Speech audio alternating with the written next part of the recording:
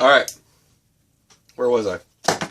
Forgot where I was. All right, so I had a question about pace counters, and I told them that I would do a video, and I am. So I am doing it right now. I'm doing it right now. Hang on.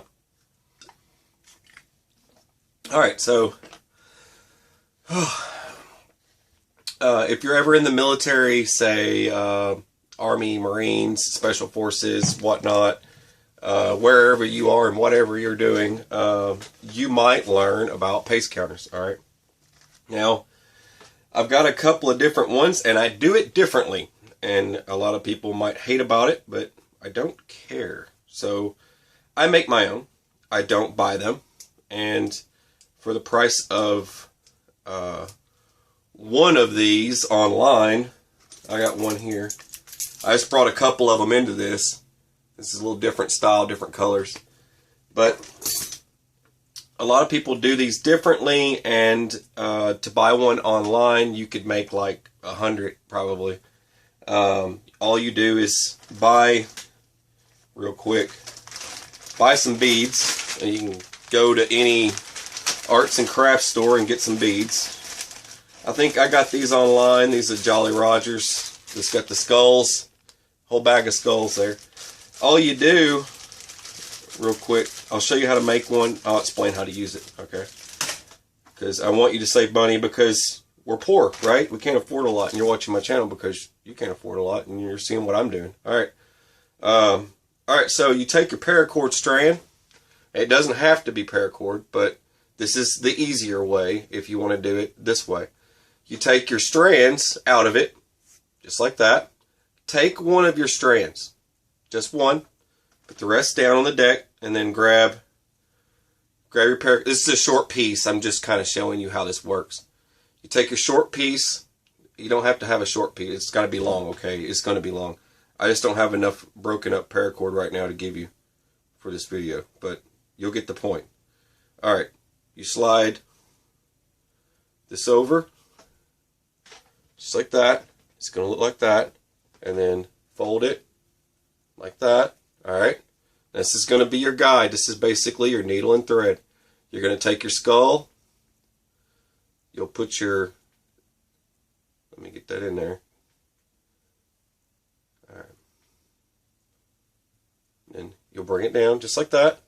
Bring it through. Pop just like that. Okay. Now it's on there. Now you're going to do this. You're going to have 9 of these on the bottom. Alright? How I do mine is different, and I'll explain. You have 9 on the bottom, and then at the top you're going to have 4. That's the right way of doing it. Now, the Staff Sergeant Badass way, I do 5 at the top. Why would you do 5? Okay, I'm going to do 5 at the top. You'll get over it. Alright, so it's just an extra. And people will be like, how do you throw the math into that? Okay, don't worry about it. You'll figure it out in a minute. Alright, so you're going to tie the top like this. And then now you've got something to hang onto your keychain. And then the middle part that separates the 9 and the 4 at the top, you're going to tie a knot in the middle to keep them separated. Okay? It's that simple. That's how you make them. It's that easy. Alright. Let me get my junk out of the way, and then I'll explain how to use. Alright. Now, so what you're going to do, you've got your pace counter, and you hang it off your gear up close. So it's somewhere close that you can get to it. I like to hang mine off of a walking stick, my hiking stick, and then I have it right here.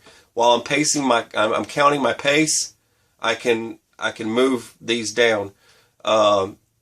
I'll explain some more in just a minute about when to use and stuff like that.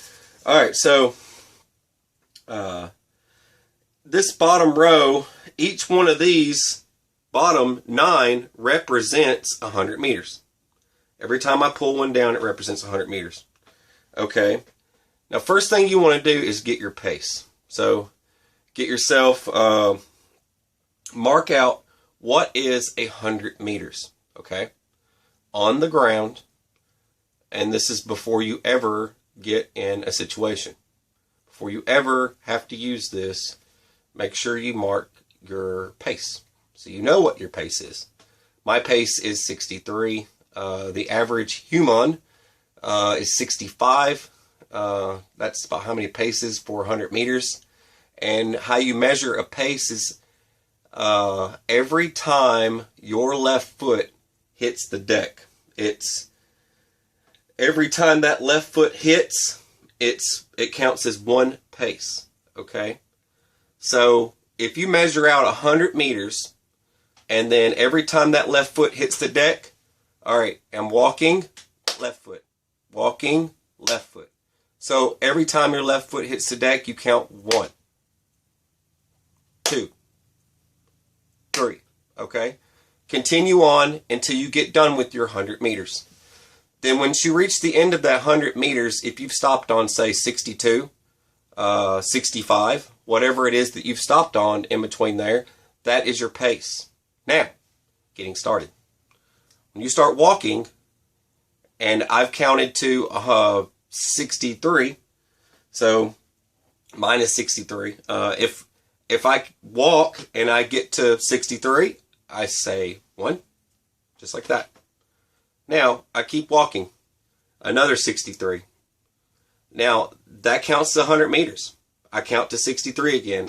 On my left foot, make sure you keep doing it, okay? Don't skip it up and then, oh, oops, I missed one. Make sure every time you land on your left foot, you continue counting, okay? And then when you get to 63 again, pull another one down, all right? Every single time, 100 meters each time. This bottom row equals 900 meters. Once you get to 900 meters, you're going to keep counting till you get to whatever your pace count is again, say it's 65 or 63. So when I count to 63 one more time, then I get to pull one of these guys down. That's 1,000 meters, which is 1 kilometer. So you pull one down. Now, then you hit the reset button on your bottom row. Bring them all back up. Now you start over with your pace count to 1,000 meters again. Okay, I counted to 63, 63 all the way till I get down, then I pull another one down. Anyways, the reason why I have 5 up here is because how many meters are in a mile? You know, most people don't know. Well, I better Google search. Well, it's around 1,600. Okay, so you got about 1,600 meters in a mile. All right. Now, I wanted to modify mine so I know when I get at mileage, so at certain mileage. So actually 1,000 meters, that puts me pretty close to a mile. I've still got another 600 meters to go. Almost 7. Almost another 7. So some people say each 2 you pull down, that's about a mile. Well, anyways, I wanted to know when I got to 3 miles. And it's just one of those things that I do. I know I'm at 3 miles now. So I calculate in miles so that I know I'm not, if I'm navigating around my area, Appalachian trails and things like that, there's a lot of woodland. We go to Black Mountains all the time. We hike for miles and miles and miles and miles and miles, and I'm pace counting the whole flipping way. And every single time we go and I pace count, if we know we need to go 40 miles, well, I pace count up to 40 miles. So, and that's the reason why I added the extra one. It helps me narrow it out just a little bit better so that I know I'm at 3 miles each time I drop that down. I know I'm exactly 3 miles. So that's how I do that and why I do that. But I also have to calculate rocks, terrain. That's another problem. When you get into some of the stuff that I've had to go through where it's like rocks and just craziness, well, I'm not going to be pace counting for certain areas because I'm not going to be able to. I won't be able to pace count and try to step on different stones to get where I need to go. That's one thing to keep in mind. That's about it for this. Make sure I covered everything. Okay, well, that pretty much covers how to use and then when to use. Why are pace counters important? You should have one and know how to use it. That's one thing. And from what I've told you, you should be able to use it pretty good. And but the thing is don't go buy one. Try to make one yourself. It's much cheaper. It's highway robbery for you to go buy one. But I took a lot of, we take these little study guide courses in the Marines, and it actually included this in one of the courses I took, and I learned about it a little bit in there. And then I just one day decided, when I was hiking one day, I would take one out and try and use it. And it actually saved me and my friend on our a trip a few years ago we took. It seemed like it was never going to end, but you find a lot of stuff that's just never been seen before. I mean, I was in a field of blackberries. I thought it was amazing. Wildlife everywhere, bear. You got bobcats and crazy stuff out there everywhere. Animals and critters. It's crazy being out there in the middle of nowhere, and all you got is a pace counter and a direction. But work this into your compass. But it works great with night skills, like if you're hiking at night.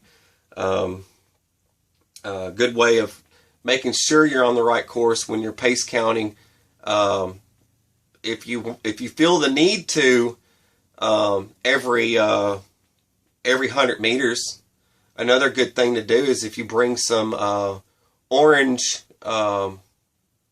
marker stripe. It's like it comes in a roll. It's not sticky, but it's bright orange, just like this color.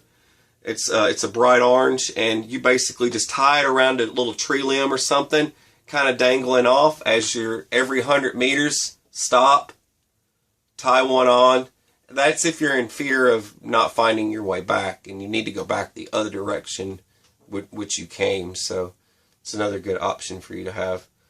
In a situation, you're in the middle of nowhere, your car breaks down, and you've got a pace counter inside your get-home bag, but you happen to be in the middle of nowhere, literally, and you have a pace counter. You know how many miles you walked and how much further you have to go to get home. And it's just a good, peaceful thought. And it's something for you to do when you're alone and you're hiking back and you have no idea. It's a good mental type of thing. All right, so I hope that helps you guys on pace counting, and I hope you make your own, and I hope you enjoy my show. I hope you like and subscribe and share. I am working on, I don't know if you can see what's going on here. It's pretty crazy looking, but this is pretty much some of the stuff that's going to be in the next video. I don't know if you can see any of it or not. It includes some pretty weird items, but the next video soon will be the hobo bug out bag, and I hope you enjoy it because it's going to be epic. But it's just another cheap, affordable way for you to build a bug out bag. And I've already done the redneck one, and I hope everybody's sharing that one because I thought that was kind of neat. Because not too many people really explain the Alice pack. So there you go. All right, survivors, stay alive, don't die. You're watching SOS. I'm Staff Sergeant Badass. Enjoy your day.